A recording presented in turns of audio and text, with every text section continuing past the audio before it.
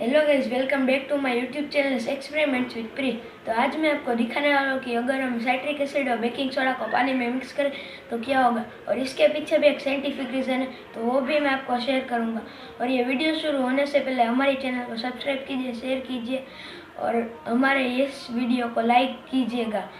So let's start.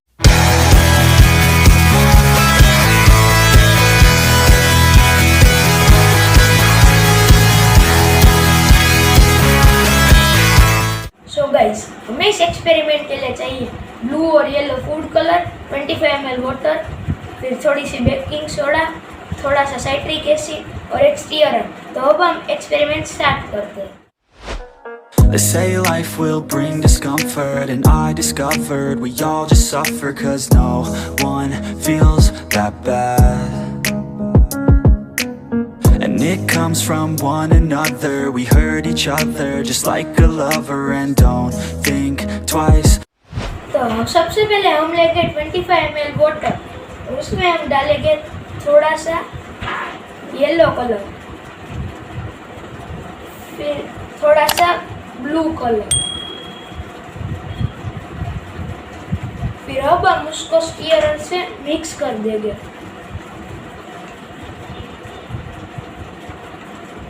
और अब ये तैयार हो गया। और अब हम इसको थोड़ी देर साइड रख देंगे। अब हम लेंगे साइट्रिक एसिड और बेकिंग सोडा। अब हम साइट्रिक एसिड को बेकिंग सोडा में मिक्स कर देंगे।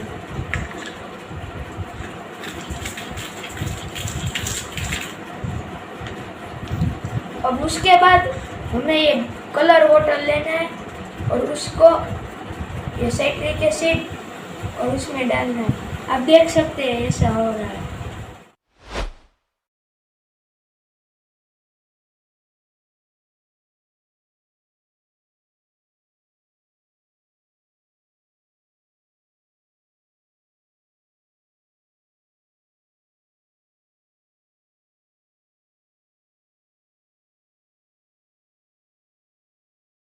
सो गाइस, ऐसा क्यों हुआ मैं आपको बताता हूँ। क्योंकि हमने साइट्रिक एसिड और बेकिंग सोडा को पानी में एक साथ मिक्स किया और इसकी वजह से कार्बन डाइऑक्साइड हवा में रिलीज होता है। और आपने ऐसा सेम नींबू सोडा में भी देखा होगा, क्योंकि उसमें भी साइट्रिक एसिड और बेकिंग सोडा होता है। तो नींबू के अंदर साइट्रिक एसिड होता है और उसके मसाले में हम बेकिंग सोडा भी डालते हैं। और आपने ऐसा सेम सॉफ्ट ड्रिंक जैसे कि थम्स अप, पेप्सी, स्प्राइट और कोका कोला में भी देखा होगा। जब आप उसे खोलते हैं तो उसमें भी ऐसे बबल्स रिलीज होके आते हैं।